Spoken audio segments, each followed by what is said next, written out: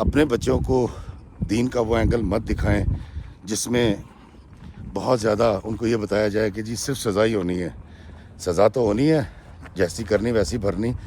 لیکن اگر کوئی معافی مانگ لے تو پھر اللہ تعالیٰ معاف کر دیتا ہے نا. جو پاکستان سے پڑھنے کے لیے یہاں پر آیا تھا لنڈن میں، اور یہاں پہ آ کر اس کو کچھ ایسی پریشانیوں نے گھیر لیا کہ وہ ایک حد تک اپنا دماغی توازن کھو بیٹھا ہے. والدین جو احادیث اور قرآنی آیات اس کو بھیج رہے تھے تاکہ وہ اجتناب کر سکے گناہوں سے، وہ بچہ وہ تمام گناہ کر چکا تھا. کیونکہ جب بچے پڑھنے کے لیے آتے ہیں سب سے بڑی غلطی یہ کرتے ہیں UK یا پوری دنیا میں جب جاتے ہیں کہ اچانک بیٹھے بیٹھے رو پڑتا ہے، چیخیں مارنے لگتا ہے، دھاڑے مارتا ہے اور کنڈی کھول کے گھر کی رات کے وقت باہر نکل جاتا ہے سردی کے اندر. السلام علیکم میرے عزیزوں قاری، میرے عزیزوں، میں افتخار افی پیارے پاکستان کے سٹی آف لو لاہور سے آج موجود ہوں لنڈن میں، اور اس پارک کا نام ہے گڈ میز پارک. جی ہاں، یہ لنڈن کا ایک بڑا خوبصورت پارک ہے جہاں پر آپ واک کر سکتے ہیں، جہاں پر آپ ورزش کر سکتے ہیں، جہاں پر آپ گیمز کھیل سکتے ہیں، اور بچوں کے لیے یہاں پر جھولے بھی لگے ہوئے ہیں. دوستو، میں نے جب سٹیٹس لگایا تھا کہ میں لنڈن آ رہا ہوں تو مجھ سے ایک عثمان نام کے لڑکے نے رابطہ کیا تھا، اور عثمان نے کہا جی وہ بڑی تکلیف میں ہے، اور تکلیف کی وجہ اس کی اپنی زندگی کے مسائل نہیں تھے. اس کا مسئلہ یہ تھا کہ اس کا ایک دوست ہے، سلیم اس کا نام ہے، جو پاکستان سے پڑھنے کے لیے یہاں پر آیا تھا لنڈن میں، اور یہاں پہ آ کر اس کو کچھ ایسی پریشانیوں نے گھیر لیا کہ وہ ایک حد تک اپنا دماغی توازن کھو بیٹھا ہے. اب بڑی خوفناک بات تھی. میں نے عثمان سے کہا کہ آپ مجھے بتائیں اور میں کوشش کروں گا کہ میں اس کی کوئی مدد کر سکوں. تو اس نے کہا نہیں افتخار بھی، میں نے آپ سے رابطہ اس لیے کیا ہے کہ مجھے پتہ چلا ہے کہ آپ آ رہے ہیں، تو میں چاہتا ہوں کہ آپ سلیم سے خود ملیں اور اس کو اس تکلیف سے نکالیں. اب میں نے اس سے پوچھا، میں نے کہا یار عثمان ہوا کیا ہے، کچھ تھوڑا سا بتاؤ تو صحیح. تو اس نے کہا سر دراصل یہ اپنے والد کی کچھ زمین اور مکان بیچ کے آ گیا تھا پڑھنے کے لیے UK میں. اور جب یہ یہاں آیا ہے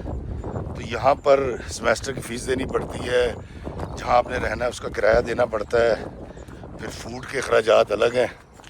اور پھر ٹریولنگ جو ہم ٹرینوں بسوں میں سفر کرتے ہیں، اور پھر یقیناً پیچھے والے جو گھر آپ چھوڑ کے آتے ہیں وہ بھی کوئی توقع رکھتے ہیں کہ جی بچہ UK گیا تو پیسے بھیجے گا. تو سلیم جو ہے اس ڈپریشن کے اندر آ کے کچھ عجیب و غریب حرکتیں کرتا ہے، اچانک بیٹھے بیٹھے رو پڑتا ہے، چیخیں مارنے لگتا ہے، اور پھر دھاڑے مارتا ہے اور کنڈی کھول کے گھر کی رات کے وقت باہر نکل جاتا ہے سردی کے اندر، اور کہتا ہے جی مجھے بچا لو، مجھے بچا لو. تو میں نے کہا عثمان میں پوری کوشش کروں گا کہ جب میں لنڈن آؤں تو میں سلیم سے ملوں، لیکن سماجی سہارا ایک بہت بڑا سہارا ہوتا ہے. آپ سلیم کو نا اس طرح سے ڈیل کریں کہ اس کی مرضی کی باتیں کریں. کہتا ہے جی بڑے حیران کن بات یہ ہے کہ کیونکہ وہ یہاں آیا اور اس کو نوکری کرنی پڑی، کیونکہ جب بچے پڑھنے کے لیے آتے ہیں سب سے بڑی غلطی یہ کرتے ہیں UK یا پوری دنیا میں جب جاتے ہیں کہ ان کو کوئی ہنر نہیں آتا. پتہ یہ پلمبر کا کام نہیں جانتے، یہ ہیٹنگ کا کام نہیں جانتے، یہ گاڑیوں کی ریپیئرنگ نہیں جانتے، کوئی ایسا ہنر نہیں جانتے جس سے ان کو آسانی سے روزگار مل جائے. اب آج آ کے سیکورٹی کرتے ہیں، ڈیلیوری کا کام کرتے ہیں، اس کے بعد کیش اینڈ کیری پہ کام کرتے ہیں، تو اس سے اتنی آمدنی نہیں ہوتی جتنے ان کے اخراجات ہوتے ہیں یا ان کو پیسوں کی ضرورت ہوتی ہے. دوستو، اب اس کا مسئلہ جو مجھے عثمان نے بتایا وہ یہ تھا کہ یہ اپنے اخراجات جو ہے اس کے ہاتھوں تنگ تھا، ڈپریشن کا، انزائٹی کا شکار ہوا، اور تقریباً نیم پاگل ہو چکا ہے. اور وہ تمام لڑکے اور دوست جو یہاں پر آ کے اس کے دوست بنے، وہ انڈیا سے تھے، بنگلہ دیش سے تھے، پاکستان سے تھے، وہ بھی کم و بیش اسی قسم کے حالات سے گزر رہے ہیں، لیکن ان کی تکلیف ایسی ہی ہے، لیکن ذہنی اذیت کا اس قدر شکار نہیں ہوئے جتنا سلیم ہو گیا. شاید یہ حساس زیادہ تھا. اب دوستو، عثمان نے مجھ سے ریکویسٹ کی کہ آپ جب بھی لنڈن آئیں تو آپ سلیم سے ملیں. تو کل رات کو جب میں ایئرپورٹ پہنچا تو میں نے اپنے میزبان سے کہا، میں نے کہا یار یہاں ایک بچہ ہے اور میں اس سے رابطہ کرنا چاہتا ہوں اور اس کو میری ضرورت ہے، اور وہ بڑی تکلیف میں ہے۔ تو میرے میزبان نے کہا کہ آپ اس سے نا اس کا پوسٹ کوڈ منگوائیں، وہ جو ایڈریس کا کوڈ ہوتا ہے وہ میں نے منگوا لیا، اور اسے جب ڈالا تو اس نے مجھے کہا جی 1 گھنٹہ 31 منٹ دور ہے یہ ایڈریس۔ میں کہا چلو یار چلتے ہیں۔ دوستو میں نے گاڑی کا رخ کروا دیا اس بچے کی طرف، اور میں نے عثمان کو کال کی کہ سلیم کو بتاؤ کہ میں آ رہا ہوں، اور ایئرپورٹ سے سیدھا اس کی طرف آ رہا ہوں۔ تو میرے میزبان نے مجھ سے پوچھا کہ افتخار بھائی آپ آرام نہیں کریں گے؟ میں نے کہا یار آرام تو میں بعد میں بھی کر لوں گا، لیکن ایک اللہ کے بندے کو اگر میری ضرورت ہے تو مجھے اس کی مدد کے لیے ضرور جانا چاہیے۔ دوستو ہم لندن کے مضافات میں باہر نکلے، اور 1.5 گھنٹے کی مسافت کے بعد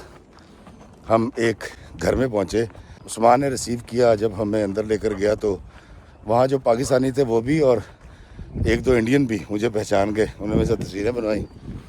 اور اس کے بعد ہم اس کمرے میں چلے گئے۔ اب جب کمرے میں گئے تو وہاں پر 4 لڑکے اور تھے، اور سلیم ملا ہے۔ سلیم کی آنکھیں جو ہیں وہ جس طرح ٹھہری نہیں ہوتی آنکھیں، سسٹین آنکھیں ہو گئی۔ اس نے مجھے پہچانا، انہوں نے کہا افتخار بھائی کیسے ہیں آپ، میں آپ کا بڑا فین ہوں۔ اور وہ بار بار ایک جملہ رپیٹ کر رہا تھا، میں آپ کا بڑا فین ہوں، میں آپ سے بڑا سیکھتا ہوں، میں آپ کو بڑا دیکھتا ہوں، مجھے تو یقین نہیں آ رہا کہ آپ آ گئے ہیں۔ اور وہ اس کی آواز ایک دم سے اس کا والیوم اونچا ہو جاتا تھا، لیکن سلیم کو اس بات کا اندازہ نہیں تھا کہ وہ اتنا ہائپر ہو رہا ہے۔ ایک ہی گاڑی میں ہم ایک قریبی علاقے میں چلے گئے جہاں پر ایک چائے کا ہوٹل تھا۔ ہم وہاں جا کر بیٹھ گئے، اور اتفاق سے ہمیں کچھ تھوڑی سی تنہائی میسر آ گئی۔ دوستو وہ مسلسل آنکھیں جھپک رہا تھا، ہکلا رہا تھا، اور ہائپر ہو رہا تھا، ایک ایک بات کو 4 دفعہ کرنے کی کوشش کر رہا تھا۔ لیکن جب اس نے یہ کہا نا کہ مجھے یہ پرابلم نہیں ہے، تو میں نے کہا پرابلم کیا ہے؟ کہتا ہے افتخار بھائی آپ اپنے میزبان کو باہر بھیج دیں، میں عثمان کو باہر بھیج دیتا ہوں، میں اکیلے میں آپ سے بات کرنا چاہتا ہوں۔ ہم نے ریکویسٹ کی، وہ دونوں باہر چلے گئے۔ اب دوستو سلیم کے اس ذہنی دباؤ اور قدرے نیم پاگل پن کی وجہ یہ تھی کہ وہ جب سے UK میں آیا تھا، کیونکہ پاکستان سے ماسٹرز کر کے آیا تھا اور یہاں وہ آگے پڑھ رہا تھا، اور جب سے وہ آیا تھا اس کی والدہ محترمہ اور والد صاحب اس کو مسلسل موٹیویٹ کرتے تھے کہ تم نے کسی بھی صورت کسی گناہ کے قریب نہیں جانا، اور کوئی نماز تم نے مس نہیں کرنی ہے، اور کسی بھی صورت کوئی کبیرہ گناہ کے مرتکب مت ہونا، ورنہ تمہیں ایسے ایسے نقصان ہو سکتا ہے اور تمہیں اللہ تعالیٰ جو ہے وہ دوزخ میں ڈال دے گا۔ اچھا یہ تو درست بات ہے کہ ہمارے پاس احادیث بھی ہیں اور قرآنی آیات بھی ہیں جن سے ہمیں پتہ چلتا ہے کہ ہم نے گناہوں سے اجتناب کرنا ہے اور کوشش کرنی ہے کہ ہم نیک کام کریں اور صالح عمل کریں، یہ ہم سب جانتے ہیں۔ لیکن سلیم کی والدہ اور والد جو احادیث اس کو بھیج رہے تھے یا قرآنی آیات کے ترجمے بھیج رہے تھے وہ 100% درست تھے۔ مسئلہ یہ تھا جو مجھے پھر بعد میں سلیم نے بتایا، اس نے کہا افتخار بھائی ایسا نہیں ہے کہ میں ان برائیوں سے اجتناب نہیں کرنا چاہتا، کہتا میں ان برائیوں سے بہت دور ہو چکا ہوں۔ جب اس نے کہا نا ہو چکا ہوں تو مجھے تھوڑا سا اس کا مسئلہ سمجھ آیا۔ میں کہا پھر مسئلہ کیا ہے؟ کہتا افتخار بھائی یقین کریں مجھے بحیثیت مسلمان بالکل اندازہ تھا کہ میں نوشی اور یہ سارے جو معاملات جوانی میں ہم کر بیٹھتے ہیں یہ گناہ ہیں، لیکن میں یہ سب کر چکا ہوں۔ اب مسئلہ یہ ہے کہ مجھے جو میرے والدین قرآنی آیات کے ترجمے بھیجتے ہیں، احادیث بھیجتے ہیں، اس کے مطابق میری بخشش کوئی نہیں ہے، اور میں توبہ کر چکا ہوں، اللہ کے آگے روتا ہوں۔ لیکن جب میں وہ احادیث پڑھتا ہوں اور کسی سے ڈسکس کرتا ہوں تو وہ کہتے ہیں کہ یار تیری تو خیر نہیں ہے، تو تو بہت گناہ گار آدمی ہے۔ میں نے کہا یار پہلی تو بات یہ ہے کہ اللہ تعالیٰ تو بہت غفور الرحیم ہے اور وہ تو معاف کرنے والا ہے۔ دوستو دراصل میں اس کی پرابلم سمجھ گیا تھا، اس کو پچھتاوا تھا۔ والدین جو احادیث اور قرآنی آیات اس کو بھیج رہے تھے تاکہ وہ اجتناب کر سکے گناہوں سے، وہ بچہ وہ تمام گناہ کر چکا تھا، وہ گناہ اس سے سرزد ہو گئے تھے۔ اب اس کو یہ لگتا تھا کہ اللہ تعالیٰ اس کو معاف نہیں کرے گا اور اللہ تعالیٰ اس کو سزا دے گا، اب کوئی بھی انسان جب پچھتاوے میں آتا ہے پھر اس کے اندر یہ بھی تو خوف پیدا ہوتا ہے نا کہ اللہ تعالیٰ اس کو بخش دے اور اس کی گناہوں کی اس کو معافی مل جائے. اور اس نے اتفاق سے جس سے بھی ڈسکس کیا اس نے کہا یار تیرے گناہ تو نہیں بخشے جانے سلیم. اب سلیم صاحب جو ہے وہ ذہنی دباؤ کا شکار ہو کے نیم پاگل ہو گئے. میں اس کی پرابلم سمجھ چکا تھا. میں نے اس کو کہا, میں نے کہا یار میری بات سن سلیم, اللہ بڑا غفور الرحیم ہے, اور تیرے ماں باپ نے جو تجھے آیات اور احادیث بھیجی وہ بھی 100% سچی ہیں, لیکن یہ جو تو کہہ رہا ہے کہ وہ تمام گناہ تو کر چکا تھا جس کا میں یہاں تذکرہ کرنا مناسب نہیں سمجھ رہا, تو اللہ تعالیٰ نے گناہوں کی معافی ہی تو رکھی ہے, نیکیوں کی معافی تھوڑی ہوتی ہے. تو اللہ جب یہ کہتا ہے کہ میں معاف کرنے والا ہوں تو اللہ تعالیٰ ہمیں ہمارے گناہوں کی معافی دے گا نا. بس کچھ ایسے گناہ نہ ہو جو جس کی معافی ہی نہیں ہے. لیکن باقی جو ہم انسان ہیں پوری دنیا کے, ہمارے جبلی تقاضے ہیں, ہم سے غلطیاں سرزد ہوتی ہیں, اور پھر جب ہم معافی مانگ لیتے ہیں اللہ تعالیٰ سے تو ہمیں معاف بھی کر دیتا ہے. تو میں نے کہا یار سلیم تم پریشان مت ہو, اللہ تعالیٰ سے دل سے تہہ دل سے معافی مانگو اور ارادہ کر لو کہ تم نے آئندہ ان گناہوں کو دہرانا نہیں ہے, تو اللہ تعالیٰ جو ہے وہ تمہیں ضرور معاف کرے گا. تو کہتا کہ افتخار بھائی آپ سچ کہہ رہے ہیں؟ میں نے کہا ہاں یار, اللہ تعالیٰ تو ہمیں 70 موت سے زیادہ محبت کرتا ہے, تو ہمارا مواخذہ کیوں کرے گا اگر ہم نیکی کا راستہ اختیار کر رہے ہیں اور بدی کو چھوڑ دیں. یہاں صرف ایک چیز میں ایڈ کر کے آپ سے آخر میں گزارش کروں گا, جب مجھے اندازہ ہوا کہ میرا پہلا بیٹا جو بڑا ہے علی وہ بالغ ہو گیا ہے تو میں بہت پریشان ہو گیا تھا, اور میں کوشش کرتا تھا کہ میں اپنے بیٹے سے کچھ ایسی چیزیں ڈسکس کروں جو بحیثیت باپ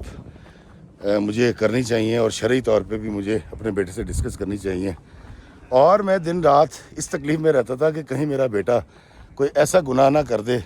وہ irreversible غلطی کوئی کر دے زندگی میں. تو میں علی سے تھوڑا سا فرینک ہوتا تھا اپنے بیٹے سے, اور میں کوشش کرتا تھا کہ اس کو کچھ ایسے واقعہ سناؤں جس کے اندر سماجی طور پر جو ہے وہ کچھ ایسی چیزوں کا تذکرہ ہو جو عموماً علی کی عمر میں نوجوانوں سے وہ غلطیاں سرزد ہو جاتی ہیں. دوستو تقریباً 2 سال, اب میری اس سے فرینکنس نہیں تھی اس وقت علی سے نا, اب تو میرا بڑا اچھا دوست ہے بڑا بیٹا. ایک دن میں نے ایک بات کی تو اس کو اندازہ ہوا کہ باپ بہت پریشان ہے, تو مجھے دوسرے کمرے میں لے گیا, اور دوسرے کمرے میں لے جا کے اس نے مجھے کہا, انہوں نے کہا بابا جی میں آپ کو دیکھ رہا ہوں, آپ بہت پریشان ہیں میری وجہ سے, مجھے بتائیں کیا ہوا ہے.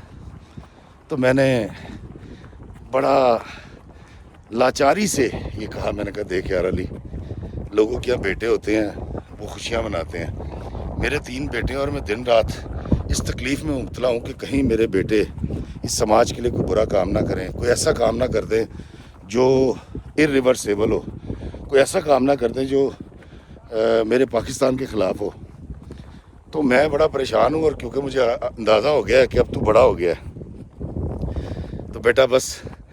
میں اس تکلیف کا تذکرہ تجھ سے کرنا چاہ رہا تھا. دوستو میرے بیٹے نے علی نے بڑی خوب سے بات کی, اس نے کہا بابا جی میں آپ کو دیکھ رہا ہوں آپ 1.5-2 سال سے اتنے شدید پریشان ہیں, اور آنے بہانے کچھ ایسی باتیں کرتے ہیں مجھ سے جو عموماً باپ بیٹے کے درمیان ہوتی تو نہیں ہے لیکن ہونی چاہیے. کہتا بابا جی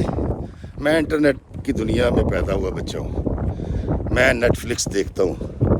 میں دینیات پڑھتا ہوں, اسکول کے اندر ہمارے ٹیچر اس وقت میرے 9ویں یا 10ویں میں تھا وہ, اور ہمارے اسلامیات کے اساتذہ بڑے اچھے ہیں. پھر میں مسجد جاتا ہوں تو مولوی صاحب کا خطبہ بھی سنتا ہوں, پھر میں اسلامی لٹریچر پڑھتا ہوں. اور آج کے دور میں جہاں انفارمیشن کا سیلاب ہے, میرے پاس بہت کچھ انفارمیشن ہے,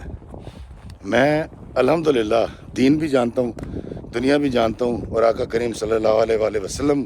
کے فرمائے ہوئے اخلاقیات بھی جانتا ہوں. تو میں نے کہا پھر دوستوں اس نے بڑی خوبصورت ایک جملہ بولا مجھ سے, جس نے پھر اس کے بعد میری تشفی کر دی. میرے بیٹے علی نے کہا بابا جی میں سب کچھ جانتا ہوں, آپ بے فکر رہیں, آپ کا بچہ آپ کا سر کبھی سرنگوں نہیں ہونے دے گا, جھکنے نہیں دے گا. اس دن کے بعد میں بالکل جو ہے نا خوش ہو گیا, اور اللہ تعالیٰ سے میں نے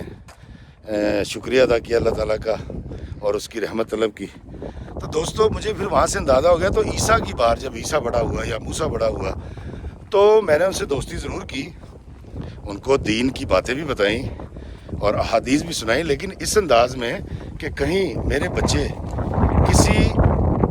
ایسے پریشر میں نہ آ جائیں جہاں ان کو لگے کہ یار دین پہ عمل کرنا بہت مشکل ہے، یا ان کو لگے کہ بے جا مداخلت کرتا ہے باپ بار بار دین کی طرف راغب کر کے۔ تو دوستو، میں آپ سب تمام سے گزارش کروں گا جن کے بچے جوان ہوتے ہیں، بچیاں ہوں یا بچے ہوں، دیکھیں یہ ایک نکاح کی صورت میں ہمارے بچے پیدا ہوتے ہیں، پیدا ہوتے ہی ان کے کانوں میں اذان دی جاتی ہے، اس کے بعد ان کو کلمہ سکھایا جاتا ہے، آقا کریم صلی اللہ علیہ وآلہ وسلم کا جو اس میں گرامی ہے وہ سکھایا جاتا ہے، پھر ان کو اخلاقیات سکھائے جاتے ہیں، پھر یہ روزے رکھتے ہیں۔ تو ہمارے بچوں کی دینی تربیت بہت اچھی ہوتی ہے۔ تو اس لیے چندہ پریشان مت ہوا کریں